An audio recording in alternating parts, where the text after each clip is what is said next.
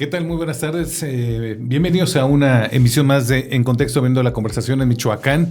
Me da mucho gusto que el día de hoy podamos platicar con Efraín Palacios, psicólogo, sobre además uno de los temas que pues también es importante no solamente conocer cada vez más, sino tenerlo siempre presente en la discusión pública, que es el trastorno del espectro autista. Se habla mucho del tema, a veces pensamos que sabemos, pero quizá no sabemos lo que debiéramos, y de esto vamos a estar platicando justamente el día de hoy.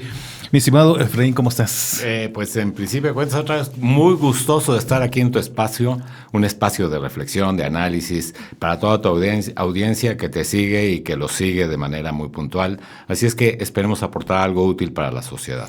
Al contrario, y bienvenido. Muchas gracias. Estamos platicando ahorita antes de la entrevista. Estuviste en Corea y en Japón, dos de los países más desarrollados que hay en el mundo, y dos de los países, y lo platicamos ahorita, quizás sea tema de otro programa, pero también es importante, dos que tienen visiones distintas del mundo de las que tenemos nosotros, con países que se caracterizan por el orden, por el respeto, ¿no? Y que pues nos gustaría ser en gran parte como ellos, ¿no?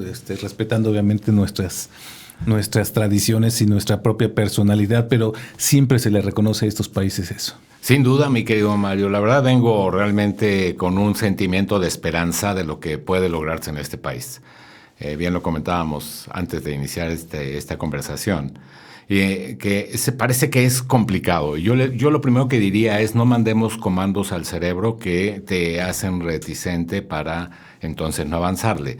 El cerebro, la calidad de tus pensamientos determina la química de tu cerebro. Uh-huh. Y en ese sentido, cuando venimos con palabras que son adjetivos, que son de carácter positivo, ya le estamos mandando un comando al cerebro para que no... Si de por sí es un cerebro subjetivo en un 80-90%, uh-huh, pues entonces no debemos alimentarlo con aquello que parece imposible de lograr. Y estos países me han dejado, o al menos las ciudades que visité, en el caso de Seúl, es maravillosa la ciudad. Uh-huh. El aeropuerto de Incheon, que es uno de los más importantes, y así me lo imagino, como hubiera quedado en Texcoco, por cierto, déjame, uh-huh, te lo digo. Uh-huh.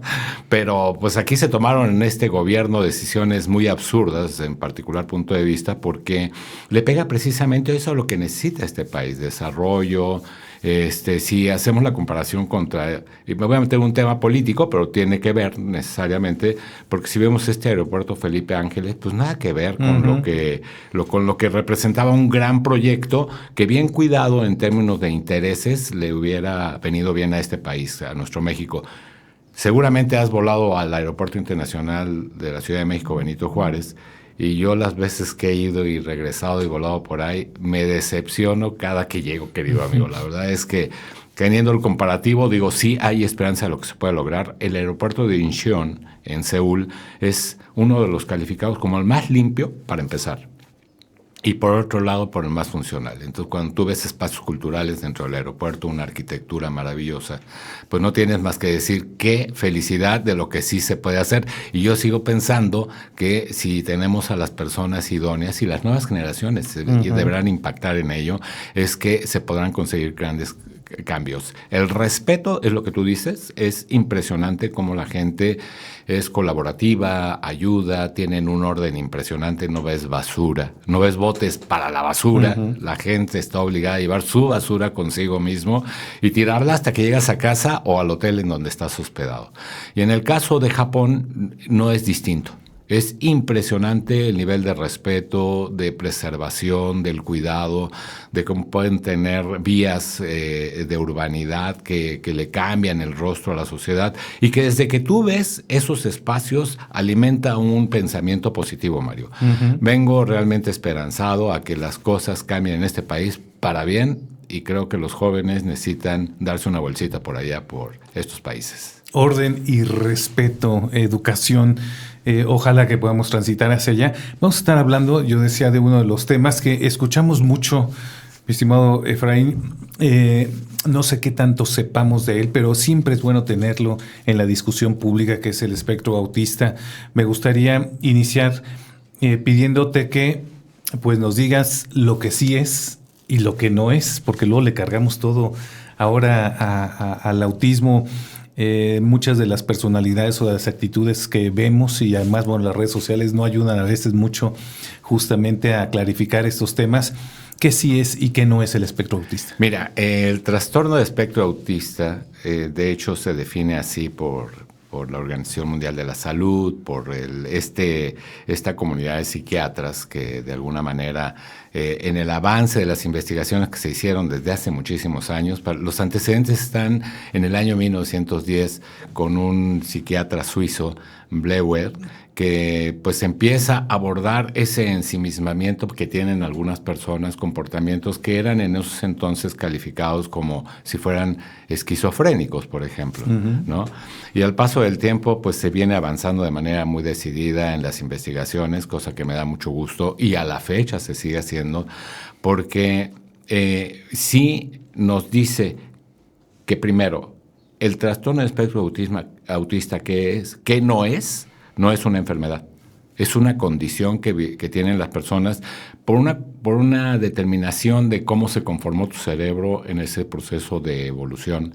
Y en ese sentido, hoy tenemos muy claro en la comunidad científica, y lo digo como divulgador, no soy científico ni investigador, lo único que voy recabando en consultorio son los datos de personas con autismo que atiendo. Pero lo que nos dicen los grandes centros de investigación al respecto es, hay todo un tema de cómo se conformó tu cerebro. Y en ese sentido hay áreas específicas que determinan entonces que las personas, primero, no deben de ser tratados como enfermos. Inclusive hoy, personas con autismo que ya están participando estrechamente en el tema, pues dicen que tampoco se debe considerar como un trastorno, porque eso ya les pega en términos de degradar su condición. Y del tratamiento mismo. Es correcto. Entonces él dice, a ver, somos como tú o como yo, pero tenemos una condición específica. De hecho, le mando saludos al doctor Arturo López. Él es autista. Él es neurocientífico clínico formado en la Universidad de Duke, y él por fortuna lo tenemos acá en Morelia. Yo colaboro mucho con él cuando veo que tengo estos rasgos de personas que presentan autismo, poco contacto social, no te ven a los ojos, empiezan a darme referencias de qué es lo que comen, qué prefieren, las texturas que no les gustan, aquellos colores que son chillantes y que les lastiman, los ruidos excesivos, tienen un oído muy fino.